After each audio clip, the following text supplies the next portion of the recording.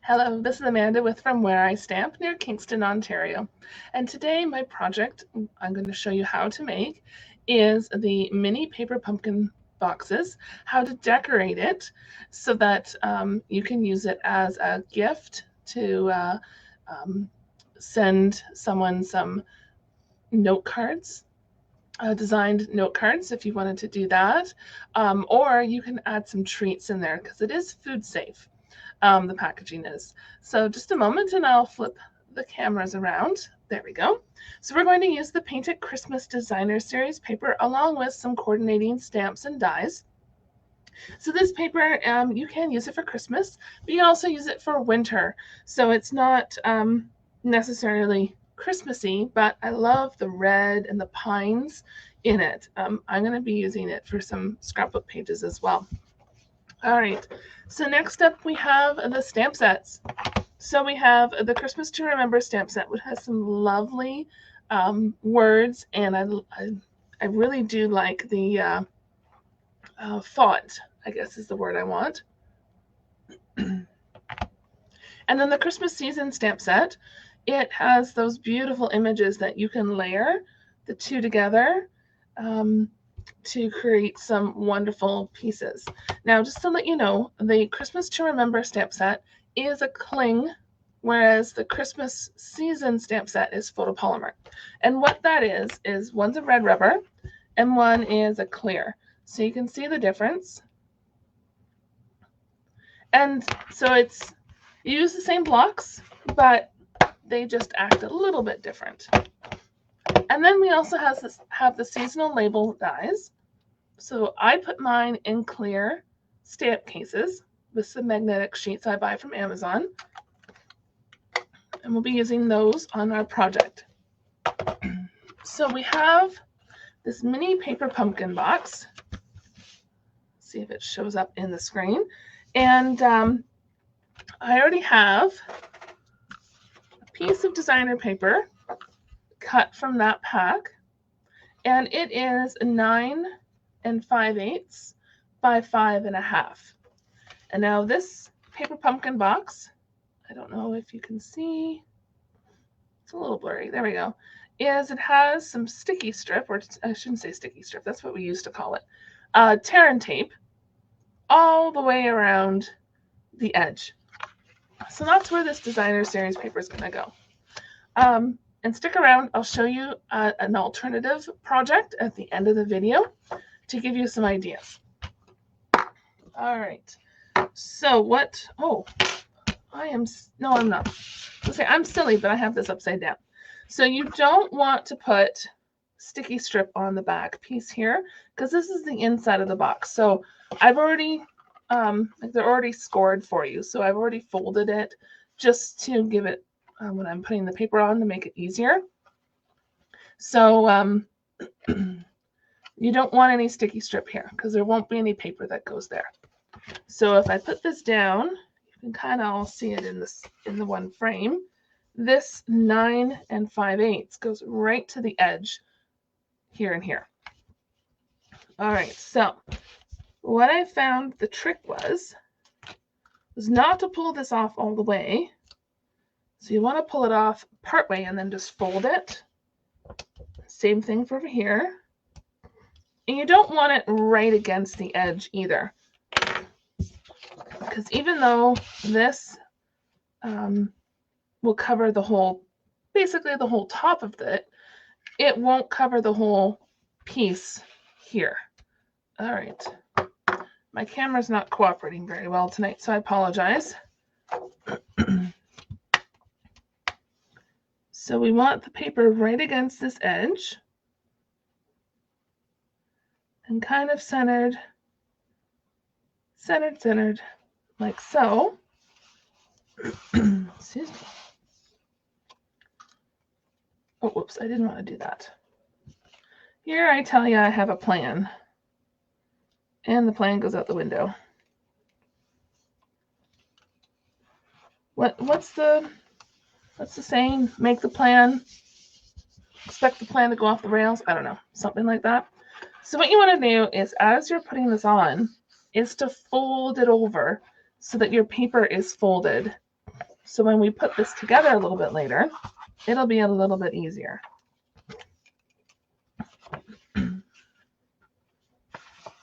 I probably took that a little too far off. So we'll just do that. And then we'll fold this over. And I don't think you need a bone folder. It's just finger, just use your fingers.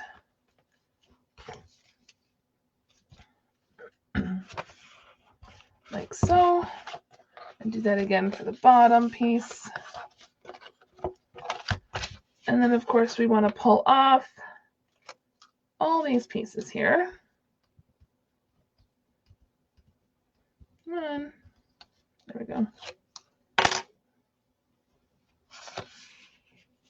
And then that should equal up right to the bottom here. Something like that. Okay, so to put this together, we flip it over. Now this side is the shiny side. See the shiny?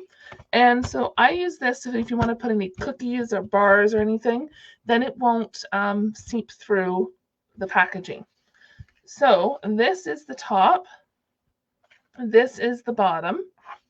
And you want to fold up and fold in like so.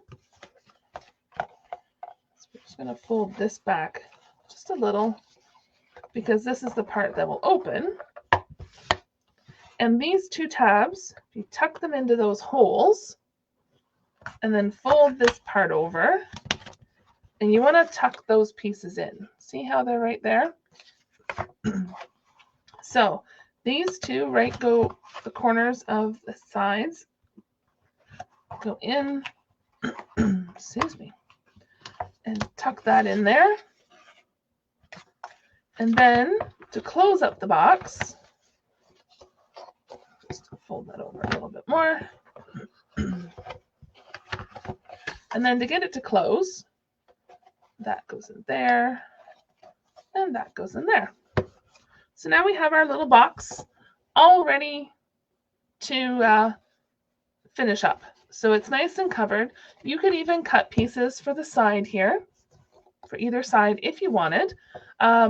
You could also tie it closed with ribbon, but I'm not going to do that. So we're going to use some evening evergreen, and I've already done some stamping and die cutting.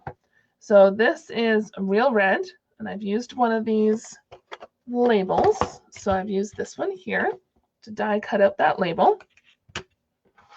And then I stamped a Merry Christmas from the Christmas to Remember stamp set, and then die cut that out with this die here. So that's going to go on there. And I also have a couple of these little pine cones ready to go. So I'm going to do a little more stamping, and we're actually going to do some embossing as well. So let's move that off to the side and bring out the Stampin' Cut and Emboss machine. And what I want to do is this evening evergreen piece, we are going to use, oh, I don't remember what the name is, but it'll be in the description of the video. And this is 3.5 inches wide. It's designed to work perfectly with our mini Stampin' Cut and Emboss, but you can use it with the big machine. Oh, whoops. Here I grabbed, so if you use it with the mini, I grabbed these and these won't work with the big machine. Anyway, so if you're using the mini machine, you'll use number 1. You'd put the embossing folder with your cardstock in it second, and then you'd put plate 4, which is your embossing folder for the thicker, I think that's for the thicker ones. So that's the sandwich you use. This will go through this machine, but you need the specialty plate, which is plate number 4. So it's the same numbers, so we don't need all of this. So you need your base plate, your piece here, and then always hinge in is what you want, and then plate number 4 on top, so you have the rollers will catch on the top and the bottom, and then you just roll it through hanging on up here, and roll it on through. It'll pop out the other side. Move this out of our way. And of course, it's wintry. It's staticky. And there we go. So we have this really cool embossed pine evergreen, evening evergreen cardstock. All right, so we're gonna put some pieces together and then we'll do some more stamping. Well, we'll do some stamping and some more die cutting. So pick whatever side you like the best. I like the popped up side. And we're gonna put that kind of right in the center-ish. Like so. Okay, move my hair out of the way. It's tickling me. There we go. And eventually, we got to figure out how this is all going to go together. This will go here. We'll have our pine cones here. But I think I want kind of like some leaves of some sort. So let's set that up there, and we'll do some stamping. So I have some Pear Pizzazz and some Evening Evergreen ink with a block. And then we have the Christmas season stamp set. So we're going to use what I would call ivy, holly, I don't know. It's not ivy, but this one. And then we want to ink that up and stamp it. Now, because I'm using it from a lighter color, from the Pear Pizzazz to the Evening Evergreen, I'm not gonna clean my stamp. If I was going dark to light, I would clean my stamp. So then there's that. And of course, we want to make sure our stamp is nice and clean before we put it away. So just a little bit of cleaning on the stamp, simply chamois. And put that away, just so I don't lose my stamps. I can move some stuff out of my way. I love my little IKEA cart beside me. All right, so for die cutting with this machine, we have our base plate. We have number 2, which is our die cutting plate. And then we have our cutting plates, the actual cutting plates. So you'll see here where I've cut. And this one I keep on the top. Oops, there you go. This one has been used a couple times to cut, but I like to keep a fresh, really not used one at the top, just so that the cardstock has an impression. The other thing you could do is, because I am going to use this, go put this through twice, you might want to cut up the pieces smaller so that you don't get impressions off your plate. All right, so you want to line up your dies, put on the top part, move the project out of the way, slide it through so it die cuts. Now these pieces are separate, even though the die is one, you will get 2 pieces, which is just hunky-dory, not a problem. Oops. I dropped it on the floor. I missed the garbage can. I'll clean it up later. All right, put this in there. Hopefully you can see that. Put that off to the side again. And there's our Evening Evergreen. Drop that on the floor. I'll pick it up later. All right. Oh, very staticky. Didn't want to come off the table. All right. So we have this pieces, and we have this project with these things. And then we can kind of, before you go and put it all together, you can decide where all the thingies are going to go. Here I'm using technical terms of thingies. Something like that. Now, if you're really good, sometimes I am, sometimes I'm not, you can, if you like where those leaves are, you can leave them right where they are. It worked. I'm laughing at myself. I'm hilarious. All right, and use some of the tear and tape to cover up the edges, like so. That will cover it. Okay. Now, one thing I do is take these pieces off just so that it sticks. Oops, come on. You know, I say it's going to stick and then it doesn't stick. There we go. So that way it'll stick to this. So we'll put a little bit of glue so that the tape that's holding the pieces down will stick to the real red die cut piece. Kind of centered is what I'm going for. We'll make sure this tape here is covered up by the pine cones.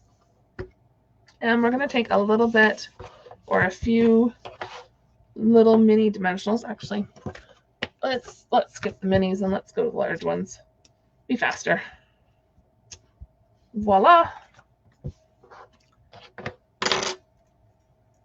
then put these here like this. And over like something like that. And then I'm going to take this pine cone. There was two sizes of pine cone. I decided to go with the smaller ones just because it's a mini paper pumpkin box. So I'm going to tuck this one back in here. And I'm going to grab two of these. And maybe this will work. Maybe it won't. I guess maybe I shouldn't have put that one on. So you can pull it off my finger, and then put a little bit of glue here. That's what I should have done in the first place. Oh well. So then it'll glue right to this because the sentiment's already popped up. So just so it doesn't look kind of funky. It was fine the other way. I'm finicky. All right, and then we have these red rhinestone basic jewels, and they're bright red and sparkly, so which is pretty awesome. And I like using the Take Your Pick tool a lot better than tweezers for my little embellishments, except when they don't want to come off. Fine, I won't use that. All right, so to get the putty to come out, you just squeeze. Let's try this again. There we go.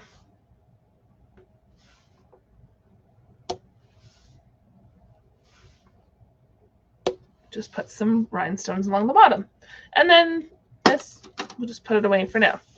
All right, so now we have this pretty Christmassy, sparkly. You can also add a little bit of Wink of Stella on there to make these leaves or maybe the pine cone pop. Like maybe it has like a little glistening of snow on it. I kind of want it to snow. It hasn't snowed yet. So this package, you could put little cookies. You could put little chocolate bars. You might be able to get some Ferrero Rocher in there or Kit Kats, some of my favorite chocolates. But, or maybe a little toy, or you could put a gift card in there. Put some tissue paper in there, and away you go. All right, so I said if you hung around to the end, I'd have another project to show you, the finished project to give you an idea of how you can up this just a little bit more. And this one here uses the same designer series paper, same stamps, but I've added a little bit of the Evening Evergreen ribbon. So it's pretty awesome. And there's still the little rhinestones. I added a little bit of cherry cobbler with the real red just to make this label pop. And then we have these stamped and die cut pieces. And the box, instead of being white, I used ink. I used my Pear Pizzazz ink with our, I've just lost the name of them because they're not a sponge. Oh, this is horrible. It'll be in the description because my mind has gone completely blank and I'm not going to make you wait around. So you can use a bunch of different coloring tools to get your paper pumpkin box to be a different color. So if you don't want them white, you can definitely change the color. So there's a couple options for you. If you have any questions, please send me a message or leave me a comment. And if this is something that you've enjoyed watching, please subscribe to my channel or send this to a friend or family member you think that would enjoy creating this project as well. Thank you.